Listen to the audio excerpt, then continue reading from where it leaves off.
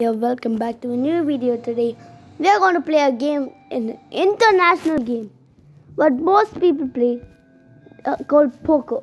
Download it now. It's kind of cool. So draw something. Okay, match. Let's see. Level 3. Yes. Good. Well, let me see if I can.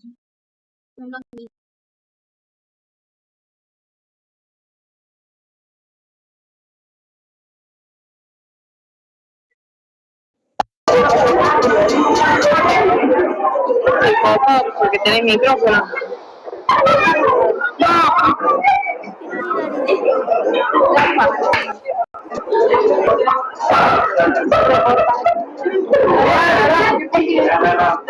Pata de Wait, canguro. this is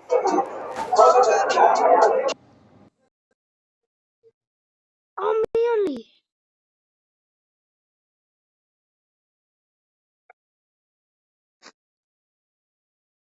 glass. Yo,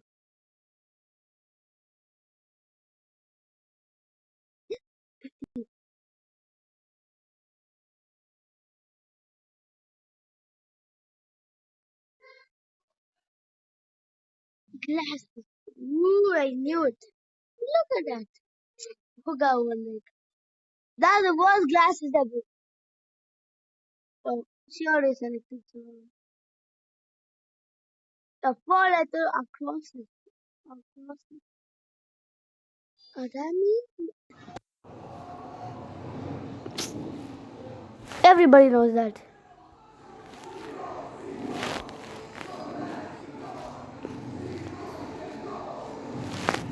Shoe.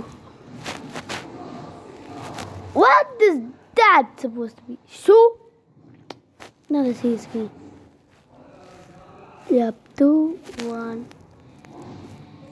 Oh, somebody already chose. And weird. Four letter fruit. Wait, what is that? Wait, let's see it. What the? Already. It is what the hell is that? Oh. And it's a tomato. What's that say?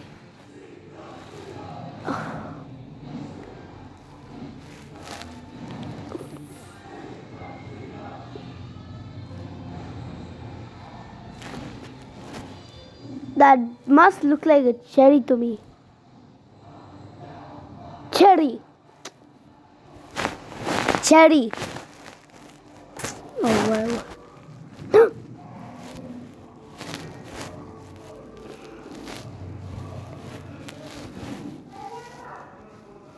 Cherry.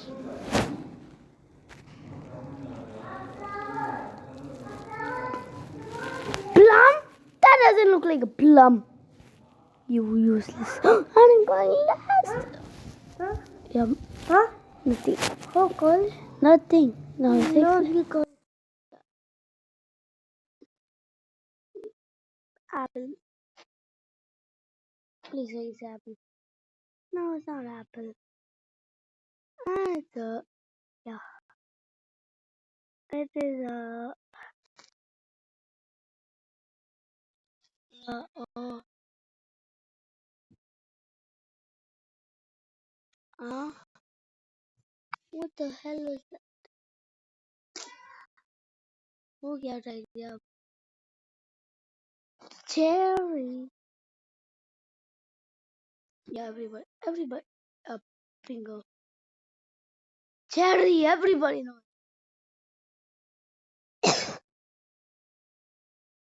Yeah, this guy is an idiot. He already said the answer. And this girl is still thinking, what would a cherry be? Yeah, everybody knows. He's doing his own thing. Yep, he drew a heart. Oh, useless. Oh! Tulip. It's, yeah, I'm not good at drawing. Mm.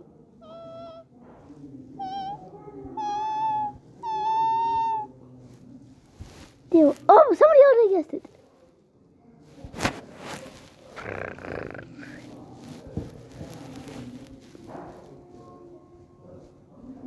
Yeah, that's how to draw. That doesn't look like a real one. Yeah, that looks good. Oh, the sun. Your water is coming. That looks good. So, yep, tulipian. Report. Okay, so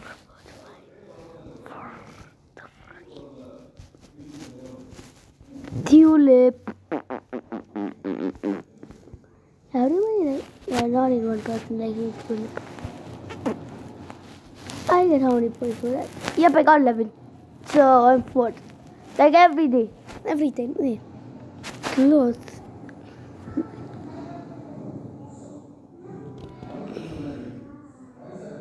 Wait.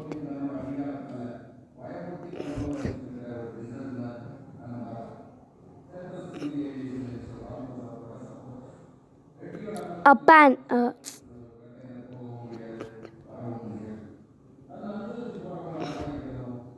Pan. Yeah, let's see.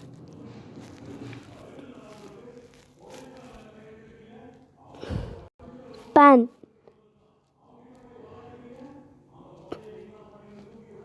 Pant.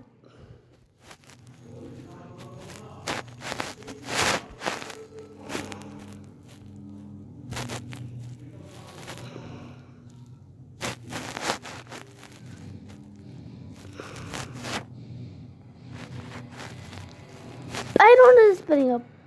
Why am I so idiotic? I don't know the spelling of pants. What's the easy question?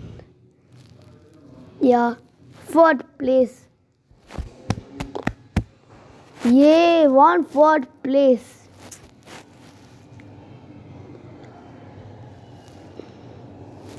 Okay, I'm not coming to this game. No, I don't want to play. I'll play jump.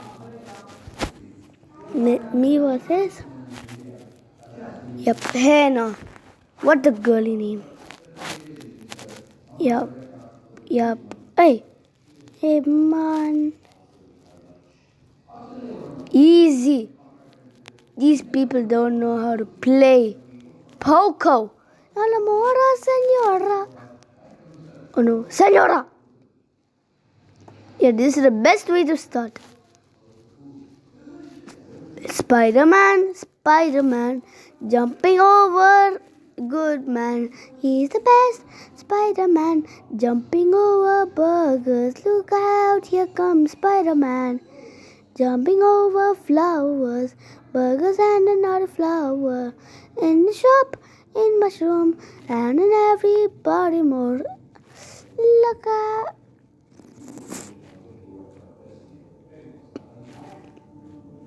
Yeah.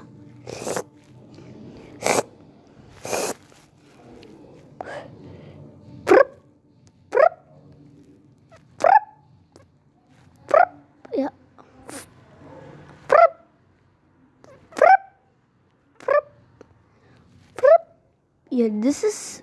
Yeah, this guy, he's our master.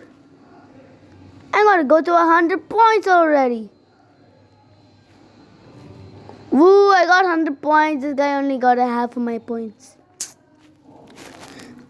What a poor shame. How shameless of this guy. I'm just a 8-year-old child versus a person. Yeah, a mailbox. Wonderful.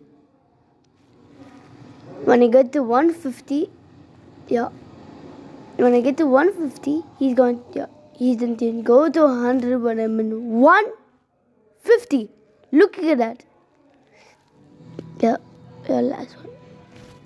160 and 100. Winner me. Yes, no, I want you to give your like. Loser. Jump it. Let's see. Bullshit.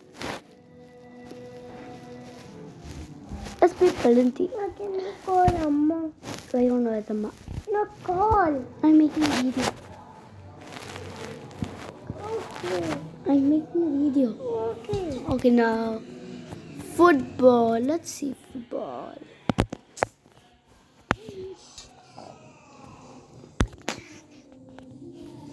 Waiting for an appointment. Draw. Oh, whatever. Oh. Wait, I'm ready. Ready.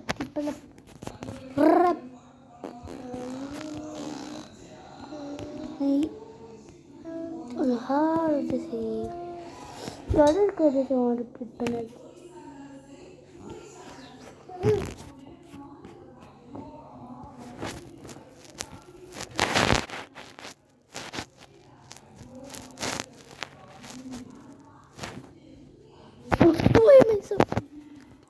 You're waiting for a point.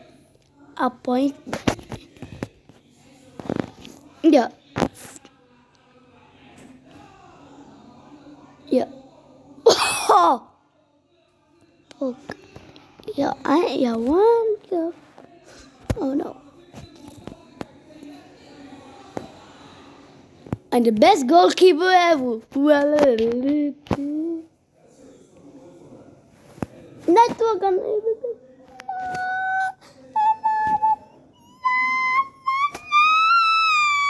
No. This was fun. Yeah. What the? Oh. Yeah, this guy wanting good. Dun dun dun dun. Yeah. Dun dun dun dun dun dun dun dun dun dun dun. What is B versus this guy? Yep, it already. Easy touch. Easy. Yeah, I'm gonna grab this guy. Yeah, easy. I'm like, easy. Easy. Like, mama. What the hell? No, like, yeah, I don't even care.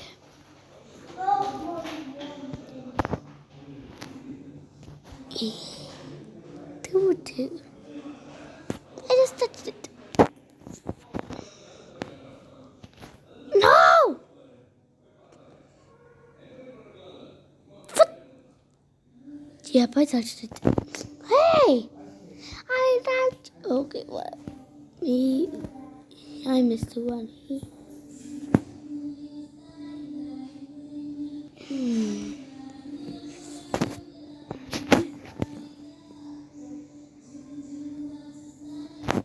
That's you.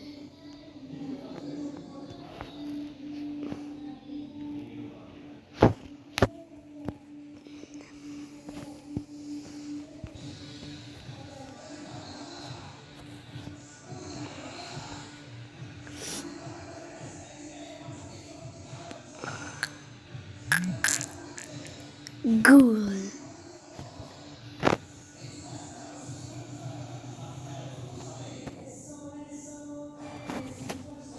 Ooh, God.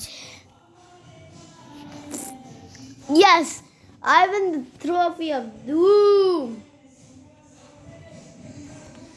Yeah. No, I want to give you a like. Give me a like first.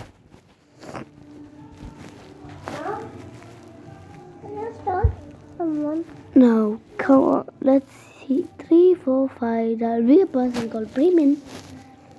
Yeah, you and I know. Okay. Yeah, we bought our first stage.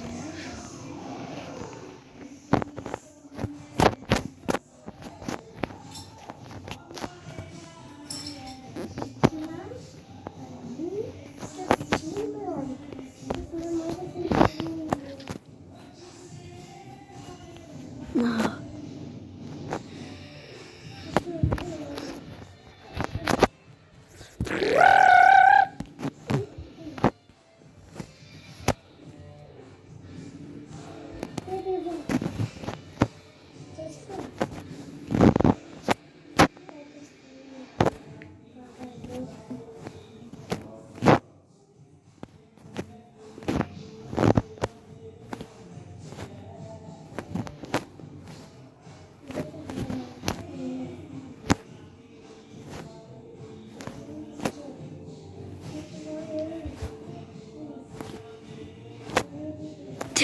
out of 200. Squidward. Little. That's a good game. Right? Right? I'm ready.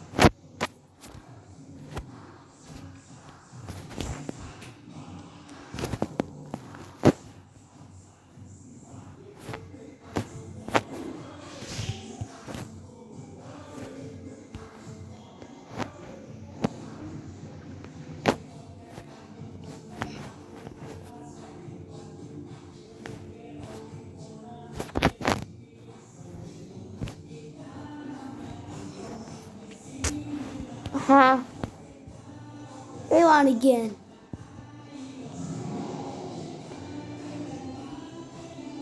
I'm better than you at all the games. That's the hangman. Me Musi. Oh, this guy. He's already level 12. What is that? S. Oh, got you. Now, you. Halloween. It's E. H. E. R. E. C.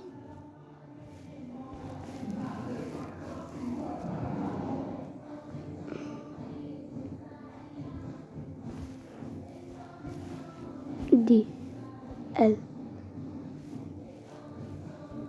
I. B. O.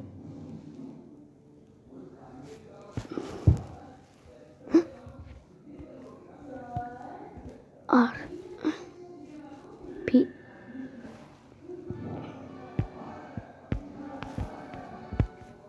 Porgus. Family.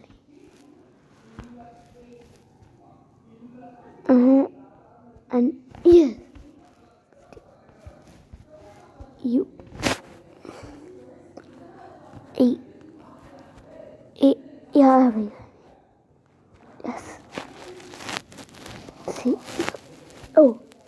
No. So what else? Are you thinking T? Are you thinking P? Are you thinking of J? Hus.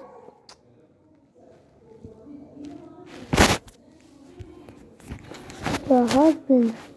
Maybe.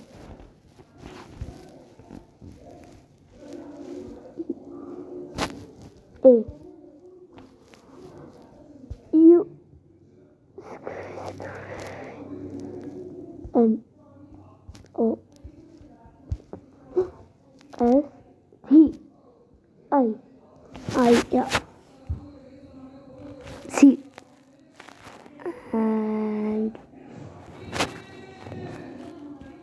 R. Curious. Caught you in the city. M. Oh yeah. So A. O. U. T. Already what?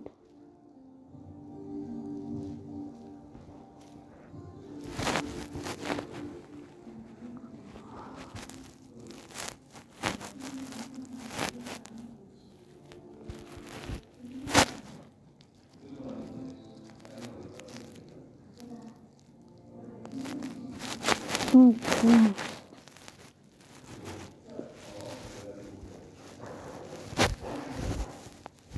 I lost again. Oh, I lost again. So let's see what else. I thought of playing the game. Bullshit. But then I thought of playing another game called Find the Difference. It's a 4-player game. And I like especially a really game of bullshit. I play mostly. It's like, me versus B. Yeah. 2, 1. Easy. Easy. I got only 2 of them. Oh, you also got. Che? That kind of metal.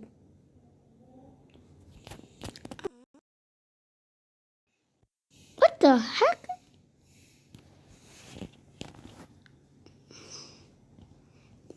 Yeah, that.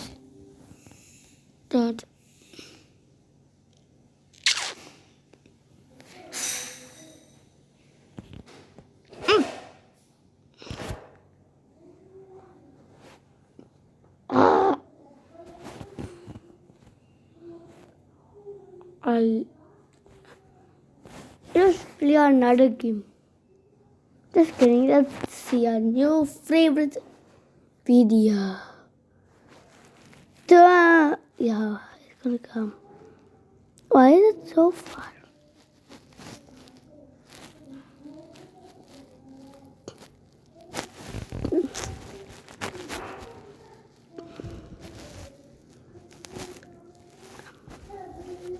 Yeah, this.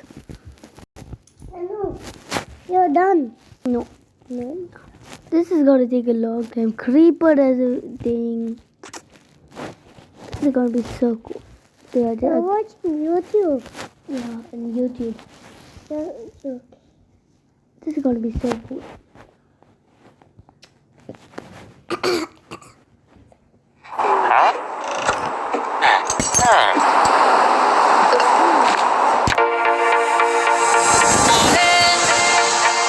I wrote this song about you, and it turned out that every word is true. What if last night I had a vision where I saw you sitting silent in your room?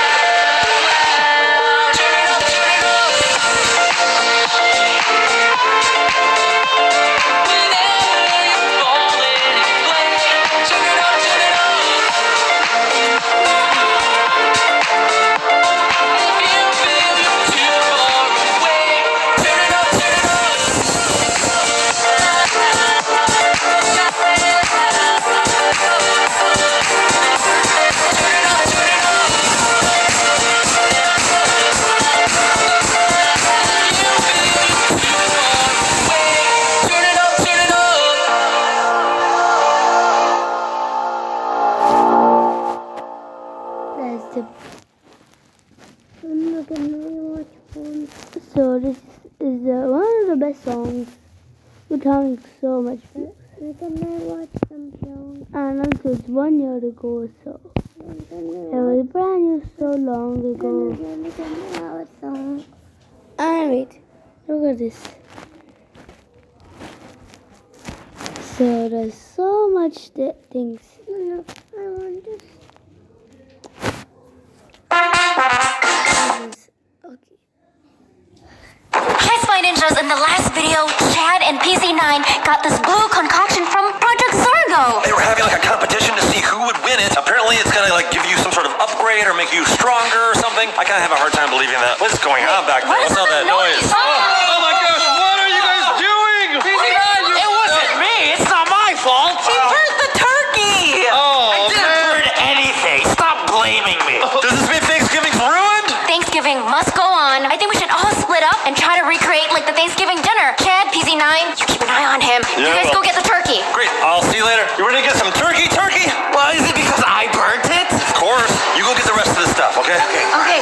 Chad, it looks like we're on bird duty. Yep, gotta pick up that turkey. You can't have a Thanksgiving dinner without a turkey. I haven't had a Thanksgiving before, so I don't even know. Wait, this is gonna be your first Thanksgiving? Yeah. Right, well, you'll have a Spy Ninja Thanksgiving then. Wow, I'm actually pretty excited. You know what else you need to have at a Thanksgiving dinner? What? Dude, there's a hacker right there. Oh, shoot. He's right here on this bench. What are hackers doing out on Thanksgiving? They should be giving thanks that they are getting their butts kicked by the Spy Ninjas right now. So we sneak around this guy. You got it. That's really easy. Hey, shh, shh, shh, shh. Oh, shoot. Chad Wildway. He's running away. It looks like he's scared of us. He must have saw PZ9 and Chad Wildway together. Like, I can't beat these guys. Wow, what a scaredy cat, huh? I wonder if he even used his radio to communicate with headquarters, because What? he just saw PZ9 and Chad Wildclay. Hopefully he didn't radio in from our hackers. Anyway, we need to get to the store, man. We gotta hurry up. We're gonna miss Thanksgiving. Yeah. Let's go. What'd you guys get? All right. Well, I got a bunch of different colored beans, green beans, baked beans, all that sort of thing. I got a cream of mushroom. Who likes mushrooms? I do. And I got my favorite Thanksgiving food, mashed potatoes. Mashed potatoes. Yeah. You know what? I think I kind of want PZ9 to be part of the dinner because I really want to see how he's going to eat. Wait. He has to take off his mask. That's true. He's always wearing a mask. Maybe he's gonna do a face reveal on Thanksgiving. Speaking of Chad, can you guys call him just to make sure that he's okay? And PZ9 and him is not battle royaling right now. Oh yeah, you're right. He's at the turkey store, right? Yep, he's getting a big old turkey. Hello, Chad. What's going on? Did you guys pick up the food? Yeah, we got the groceries. Did you get the turkey yet? Yeah, I got the turkey. We're on our way. This way. Hello, everyone. My name is Kara. There's nothing as powerful as the unspoken. You never know where it will lead you one day. Unfortunately, my father and I had to experience it firsthand to realize this truth. As long as I can remember, I've always considered my father an indifferent and insensitive person. And it's no wonder. He has spent his whole life working as a policeman, so he has seen some crazy things in his life. My mother died when I was only 3 years old, so the only person who gave me love and care was my paternal grandmother. It was nearly impossible to have a heart-to-heart with my dad, especially when it came to my mother. He would always get irritated and refuse to talk about her. I loved looking through my mom's old pictures and family albums and trying to imagine what she was like. She had the most expressive eyes I've ever seen and a tiny spot above her lips. My grandma always used to say my mother had loved me to bits and that she had been a very good person. And I bet I would have never, ever learned more if I hadn't argued with my dad about my grades at school that morning. I would not have decided to take a walk in the park just to not have to go home. So I was walking along the road when I noticed a poorly dressed woman walking toward me. She passed by me very quickly, but I managed to see her face. It sent shivers up my spine. Those eyes and that spot above her lips. I knew it was impossible and that it was all probably a giant coincidence, but my legs just carried me and made me follow that woman. She walked out of the park and turned down some unknown street. Within a few blocks, she stopped near a supermarket, laid out a blanket on the ground, and sat down. I kept my distance, but I tried to get a better look at her face. I couldn't believe it, but that homeless woman looked very similar to my mother's pictures, just much older and crumpled. I don't know how long I was standing out there, but it was dark when I got back home. I immediately rushed to the living room and took out an old photo album. There were incredible pictures of my mom and Dad's wedding day and of my mom and myself. I kept flipping through the pages, and I saw a photo of my mom, which, according to the date, was taken not long before her death. I could swear that it was that homeless woman looking at me from that photo. I took it out of the album and put it in my pocket. The next day after school, I headed straight to that supermarket.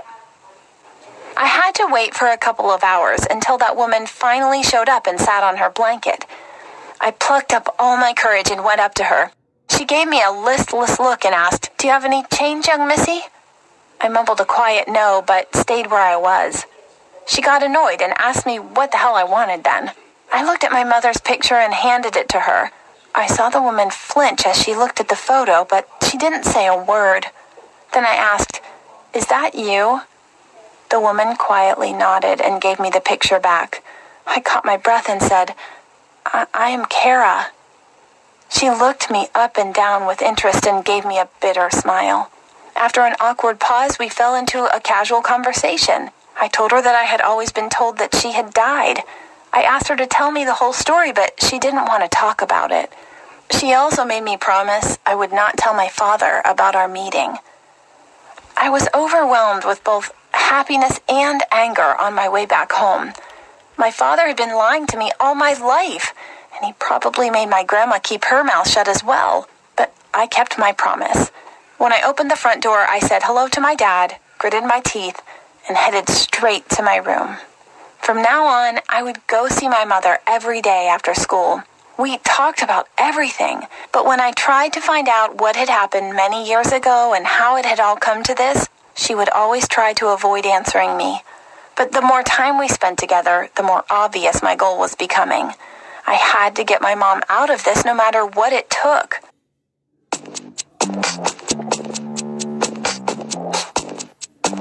I'm out of it. No. Wow. Yes. Winter was coming, so I brought her some of my warm clothes and food. I also gave her all my pocket money. She never asked me for anything, but was always very grateful for those little things. I felt I had to do more, so I started inventing ways to get more pocket money from my dad and my grandma. This still wasn't enough, so I began to steal it. I didn't feel ashamed, because I was sure I was doing it for a good cause. And I was pretty successful until one time my father finally caught me doing this stuff. He was a policeman after all. You can't even imagine how furious he was. He was screaming at me and telling me the most offensive things, so I broke down and told him everything. I called him a disgusting liar and threatened that I would leave home to live with my mother on the streets. My father went pale. He didn't say a word and quietly went to his room and shut the door. The following day, when I went to visit my mother, I saw a man talking to her. It was my father. He didn't look friendly at all. My mom was trying to say something, but he didn't even let her speak. Then he quickly turned around and left. I saw that she was crying. I headed to her immediately, but when she saw me, she suddenly jumped to her feet and ran away. No matter how hard I tried, I couldn't manage to catch her. I was filled with rage and hatred, so I caught up with my father on the street and attacked him right there. I was yelling so loudly people were staring at us and pointing fingers, and my father was just there standing still, all stone-faced. He waited until I finished and said, "She is not who you think she is. She is the one who killed your mom," and walked away. I was standing there stunned in the middle of the street. I had nowhere else to go but to my grandma's house. When my grandmother heard the whole story, she burst into tears. I started begging her to finally tell me the truth. It was all I wanted. And soon she gave in. She went to her bedroom and came back with a photo. When I looked at it, I almost fell off my chair. There were 2 smiling girls in the picture, and both of them had the most expressive eyes I had ever seen, and tiny spots above their lips. I couldn't believe my own eyes. My grandma pointed at one girl and said, "That is Jennifer, your mother, and that is Grace, her older sister." And then she told me everything I had been after for such a long time. It turned out that my mother and her sister Grace were very different. My mom had prospered in life. She was a good student and had a successful career afterward. Then she met a good guy, married him, and had a precious baby. She had me. And Grace had gone down a very dark path. She quit school when she was 15 and spent most of her time drinking and partying with her friends. But despite all this, my mother and sister remained close friends, and eventually my mom happened to be the only person in the world who tried to support and help Grace. Mom loved her sister with all her heart, but Grace wouldn't listen to her and kept on living the way she did until the time she suddenly started to feel really bad. She lost weight and couldn't get out of bed. She was diagnosed with late-stage liver cirrhosis. My mom would take her to the best doctors in the country, but the only way to save Grace's life was a liver transplant. And no matter how much my father tried to persuade her not to do it, my mom became a liver donor for her beloved sister. Grace survived and started feeling much better, but not my mom. She began to have bad health problems, and she was just wasting away to the point that the doctors couldn't manage to save her. However, this didn't stop Grace from drinking and having the same lifestyle she used to have before. Finally, she ended up on the streets. So my mother died for nothing. Her death was a heavy blow for my father. Grandma said he changed completely. He just threw himself into his work and became hard and heartless. And even an adorable child like me couldn't manage to melt his heart. This story just broke my heart. I was looking at the picture of my mother and Grace with tears streaming down my face. The reality was nothing I had expected, and I didn't know what to do with it now. I went back home and found my father sitting in his study all alone. He saw the picture in my hand and realized I had already learned the truth. He said he was sorry he hadn't told me anything before. He thought he would keep me safe if he didn't dredge up the past, but he actually broke my heart instead. He told me he had been helping Grace even after my mother had passed away, but she was a lost cause. Well, whatever it is, life goes on. Even though I know everything about my mother and Grace's past, I still turn down that street to the supermarket from time to time to check and see if Grace is there. But I've never seen her again. My dad says she hasn't contacted him either. We both are getting along much better now, by the way. This awful story brought us closer. We both now realize how important it is to listen to each other and discuss things in order to avoid those horrible misunderstandings. I hope you've never had to hear stories like that. But still, it might be cautious.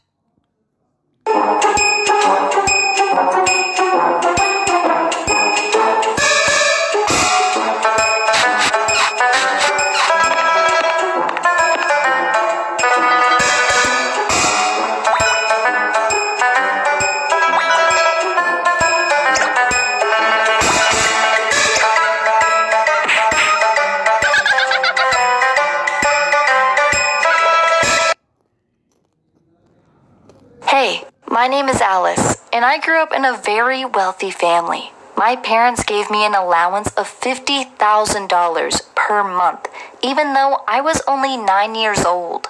I used the money to buy hundreds of designer clothes without ever wearing them.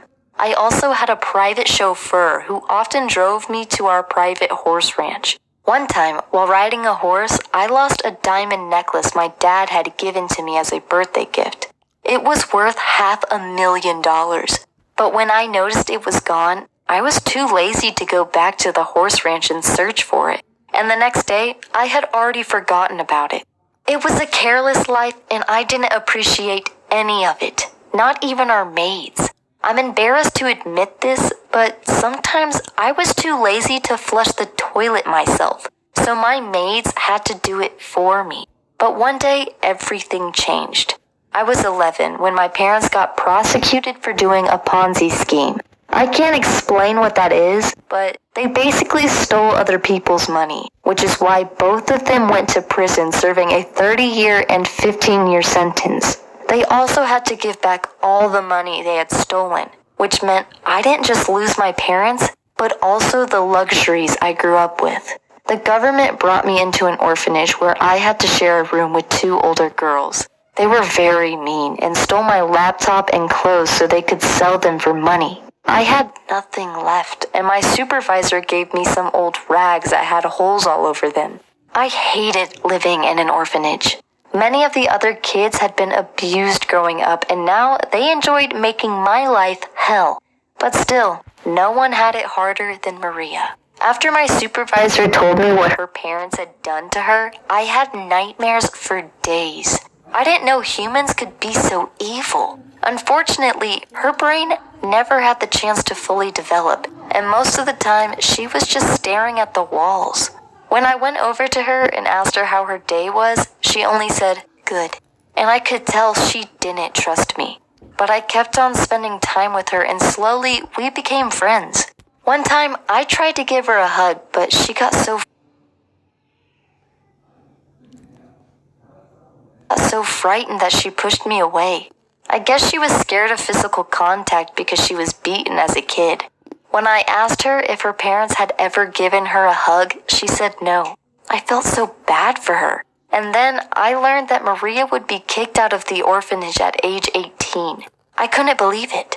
Maria wasn't smart enough to work a normal job, which meant that she would end up homeless. I was petrified thinking about what people on the streets would do to a helpless girl like her. I knew I had to find a solution. And then I remembered the necklace I had lost on my parents' horse ranch as a kid. Maybe it was still there. I decided to rent a metal detector to go search for it. When I arrived, the whole horse ranch was completely abandoned. But luckily, it only took me about 2 hours to find my old diamond necklace. I was so happy I had tears in my eyes, because if I sold this necklace, I'd have enough money to make sure Maria wouldn't be homeless. But then I made a big mistake. I went to a jeweler to sell the necklace, but he thought I had stolen it from someone and called the cops. They immediately confiscated it and said my parents had bought it with stolen money, so I couldn't get it back. Wow, I was devastated and couldn't believe I'd been stupid enough to simply try and sell a $500,000 necklace. But in the end, there is always a way. And 2 months before Maria turned 18, I dropped out of high school and got a job as a salesperson. It allowed me to make enough money to rent a small room where Maria and I can both live in. And the cool thing about being a salesperson is that no one cares if you graduated from college or not. And there are so many career opportunities. I can't put into words how much I love Maria. She is the reason I get out of bed in the morning and try to do my best. Hello, I'm Emma. I have a question for you. Do you believe in white lies? The thing is, I recently messed things up, so that now I have to lie to my little brother, and I'm not sure that I did everything right. Maybe you could tell me what to do. When I was 5, my family experienced the worst thing that could ever happen with anyone in the world. We lost my little brother, Anthony. I can't say that I remember everything in detail. It's probably because, as they say, a child's memory deletes the negative stuff and everything. But I do remember a few things.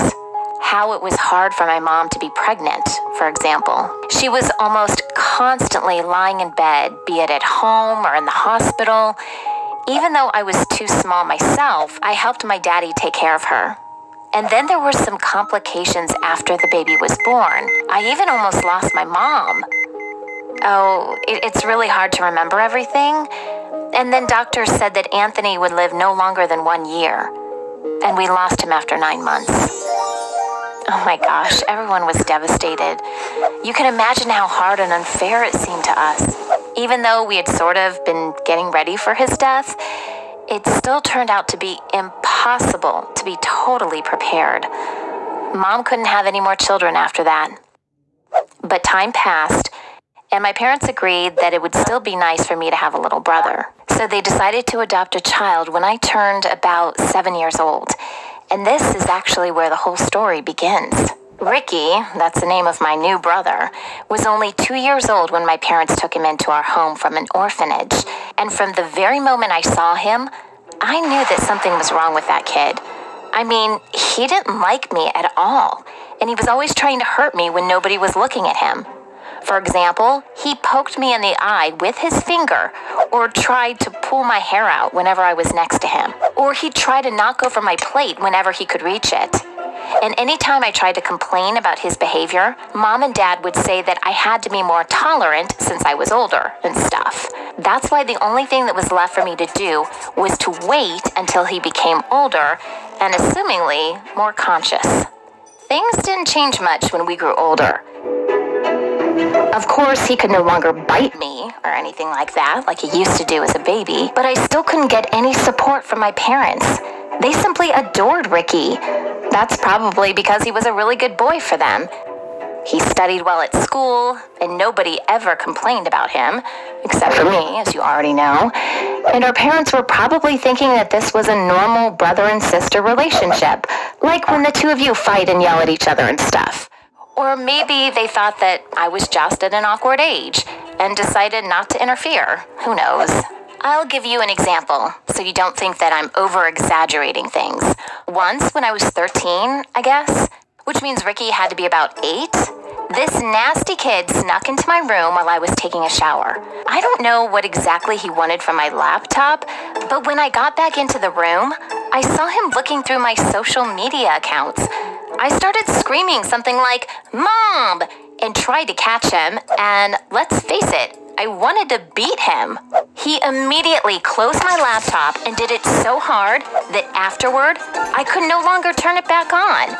Of course, later on, he made up a story for our parents, saying that he just really needed to print something out, that I was the only one who had access to the printer, that I wouldn't let him use it, and that's why he decided to do it secretly. Blah, blah, blah, you know. Anyway, I was not only left without a computer, but I was also reprimanded by my mom and dad for torturing my little brother, as they put it. Can you imagine? They thought that I was freaking him out so bad that he got really frightened when I suddenly caught him in my room. And the other time, when I got back home after hanging out with my friends, I found Ricky and his stupid friends in my room. Imagine, they were trying on my dresses and had already ruined a bunch of my cosmetics. Ugh! Of course, that time he couldn't make up any worthwhile excuse and Mom grounded him. But I still thought that 1 week without video games was not enough, especially taking into account that I, later on, had to buy new cosmetics with my own pocket money. You know, when my parents adopted Ricky, they decided to not tell him about the fact that he was adopted, at least until he grew up. But of course, I was aware of it, and once, he ticked me off so badly that I completely lost control of my words. It was a family dinner night, and my parents had invited a few friends to share the meal with us. Ricky was annoying me from the very beginning, as usual, and at some point, my mom asked me to help her serve the duck she had cooked. I was walking into the dining room with this heavy, huge plate with the meal, and Ricky decided that it would be fun to trip me. Of course, I fell. I couldn't see anything because of that huge plate, and the duck fell under the table. And everybody was like, "Oh my God, what just happened?" My dad was like, "I knew I should have done it myself." And Ricky pretended as if he had nothing to do with it. You know, I just kind of felt how unfair everything was that was going on back then. I mean, that once again, nobody noticed that Ricky undermined me, this time making me fall on purpose. And I started yelling at him and accusing him. And he began saying that he didn't do anything, that nasty little liar. And I was so mad I said that my parents should have chosen another kid from that orphanage. Everybody turned dead silent. And right then, I felt as if the whole world had just cracked, and the life of my whole family was about to fall into pieces. Our guests immediately left, and it took him a minute, but Ricky understood that I wasn't joking about the fact that he was adopted. So he ran upstairs, followed by my mom. And Dad gave me the worst look of disappointment he had ever given me. It was even worse than earlier. Of course, I immediately regretted my words and everything. But unfortunately, there was no way to undo what I had just done. There was no need to have any serious talk with my parents after that. Later that night, I tried to say how sorry I was, but they didn't want to hear anything. My mom was acting as if she was about to cry, and Dad, well, he just kept staring past me and kept silent while I was begging for forgiveness.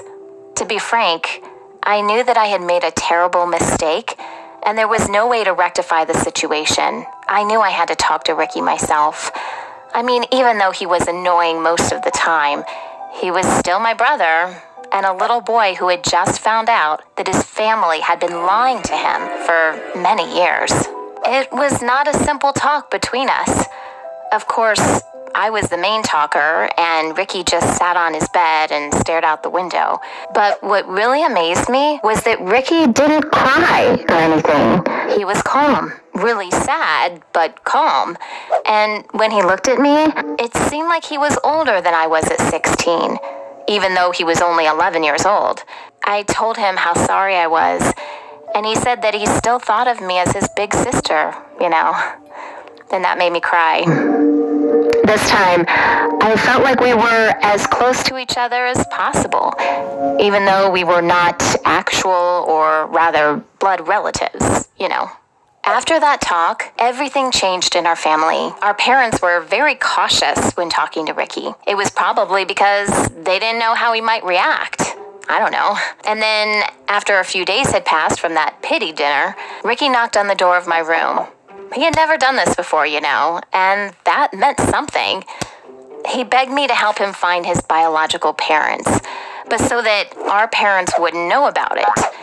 It was obvious to me that I shouldn't do this, but I just couldn't say no to him either, especially when I looked into his eyes. So I had to promise him that I'd do my best, and I saw a flicker of hope in his eyes, you know, and even a certain extent of admiration. I spent 2 sleepless nights trying to figure out what I should do. Obviously, I had no access to any database or anything to find his biological parents. To be honest, I doubt there was any. And I was pretty sure that neither my mom or dad actually knew who they were, nor would we have an opportunity to know that someday. So I couldn't come up with anything better than to create 2 fake personalities, saying that they were his real parents. I made something up about both of them being scientists, biologists, and that both of them had tragically died during another very important research project in the Australian jungles. And since, according to the legend that I made up, Ricky had no other living relatives, he was given to the orphanage, where we were lucky enough to find him. I also said that right at the moment when my parents saw him, they loved him with all of their hearts, and so did I. This part, I guess, was the closest one to the actual truth. Oh, you should have seen how proud he has been since then, thinking of himself as the son of 2 outstanding people. It's not that he wasn't proud of our common parents, who are professors at the local university, by the way, but ever since that talk, I'd look at Ricky and notice a different look he'd given me. It was full of a feeling of personal importance on this planet, I guess. None of us have mentioned that talk since then, and we never said anything to our parents. Soon we went back to our normal life, except for the fact that Ricky stopped teasing me and began showing a great interest in the flora and fauna of the Australian continent. Now, I really need to know what you guys think about my lies. Was I right to do what I did? I mean, the fake parent story and everything. Share your thoughts in the comments, and don't forget to subscribe to this channel.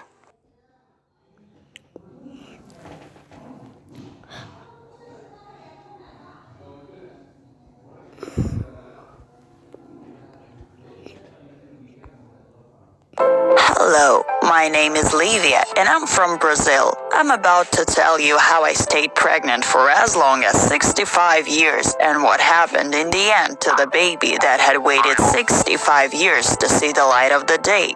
Let me start at the beginning. I may be 85 already, but I remember the fun I had in my youth as vividly as if it were yesterday. I was a cheerful, frisky girl with a lot of friends. I loved climbing rocks with the other girls and diving in the river from a cliff. I will never forget one hilarious incident that happened to me and my girlfriends. A celebrity came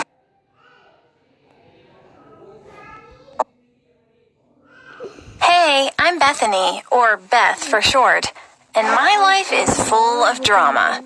The most important and hurtful part of this is that I really love somebody, but we have so many obstacles to being together. Right now, I'm almost 19 years old. The story I'm going to share with you started when I was much younger. I was born in a tiny town, into a family of a military officer and a housewife. As people sometimes say, occupation determines the lifestyle.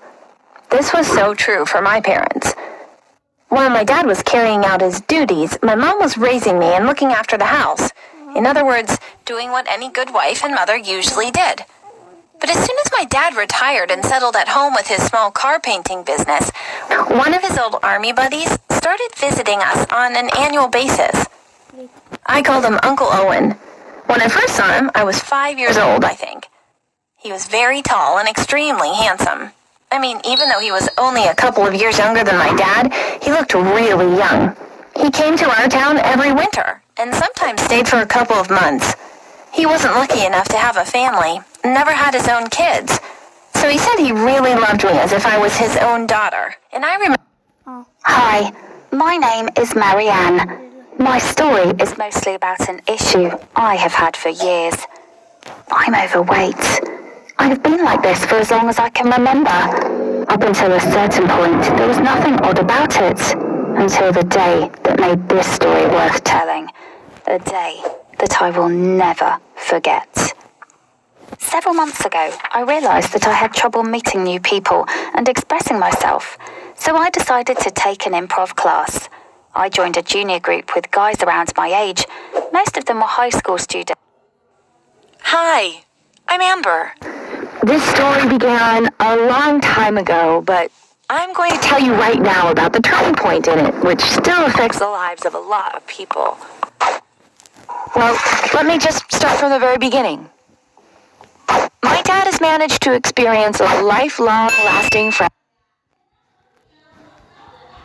Hey guys, my name is Samantha. I am 13. I want to tell you about my dad, about popularity, and what is hidden behind it. My dad is quite young. He is 33, that is. I was born when he was only 20, so we always had a lot of common interests. I thought that we got along with each other very well, and we had a mutual understanding. Dad was not just an excellent father and best friend to me, he even managed to compensate for the absence of my mother, who left us shortly after I was born. I knew almost nothing about her. He never bothered me with moralizing and always understood my behavior. In short, we were on the same page. Until recently. Okay, I'll tell you everything in detail. Dad used to work as an engineer in a construction company, but about 2 years ago, he suddenly quit his job, sold his car, and left for India. As he said, he went there to recharge his batteries, leaving me with my paralyzed grandmother for an indefinite period. 3 months later, he returned a completely different person. He came back rested, tanned, and having flashing eyes, as well as dreadlocks on his head. I had a feeling that my real father stayed there in India, and instead some other guy who was eternally happy, having his head in the clouds and denying the existence of reality, returned home. As soon as I began to get used to my father's new image, he did another shocking thing. He took out a loan to buy a luxurious villa. It was great in every aspect, except its extremely high price and inconvenient location, due to which it was considered unresellable. I had no idea how Dad was going to pay back this loan, but he himself didn't really worry about this. All the money from the sale of our old apartment was used to pay off the first installments, and it was not clear what we would do next. There was a lot of concern about the issue of money in our family. We were running out of savings, and Dad did not rush to get a new job. Instead, he created his YouTube channel and started filming pranks. His new hobby turned out to be very successful, and the number of subscribers on his channel began to grow quite quickly. But unfortunately, this did not bring the desired income. We had barely enough money to pay utility bills, which were huge in our new house, and to buy groceries. But after a while, the number of subscribers on Dad's channel exceeded 2 million. Our financial condition began to stabilize, and people began to recognize Dad on the streets of the city, in the shops, cafes, banks, and at my school. So with the fame of my father, my popularity at school began to grow as well. Being my friend became fashionable and cool, so everyone tried to be around me. I was invited to all parties, people took selfies with me, even teachers began to be more tolerant towards me. Dad was becoming more and more fond of creating content for his channel. It seemed like his life turned into one continuous prank. The most unpleasant thing was when I became a character of his videos without suspecting anything. He could ruin my school uniform, knowing that in a few minutes I needed to leave the house and did not have another set. He could throw insects into my meal, knowing that I was very afraid of them, and after such pranks, I totally lost my appetite. Once the scenario of his prank was especially sophisticated. He said that I won the poetry contest, and I was invited to the award ceremony in the neighboring city. When I packed my suitcases and told everyone at school that I would be absent for several days, my father said that this was a prank. I was sobbing for 2 days. In fact, I was even ashamed to go to school. I did not trust my dad anymore. I began to doubt his words. It seemed to me that there was something hidden behind his actions, and I was about to become a victim of another prank and an object of derision for millions of viewers. But my feelings didn't bother my dad. He continued to shoot new pranks. Also, I began to notice that we were short of money again. Dad confessed that the function of monetization on YouTube wasn't available to him anymore due to the large number of complaints about shocking content. On social networks, the subscribers of Dad's channel began to send angry messages to me. They believed that my dad was very wealthy and I had everything I wanted. And in the comments under the videos with me in them, they even wished my death. When I try to explain to someone that what they see on the screen is just a beautiful packaging of our life and they can't even imagine what I have to face every day, no one believed me. When someone at school asked me about my dad again, this began to drive me crazy. I couldn't and didn't want to hear about him even at school. I was fed up with the nightmare into which he turned my life. One day I returned home from school and Dad said that my grandmother had a heart attack. She was taken to the hospital. I started to get ready to visit her, but my father decided to take a moment and invited the journalists to our house because they had long wanted to make a report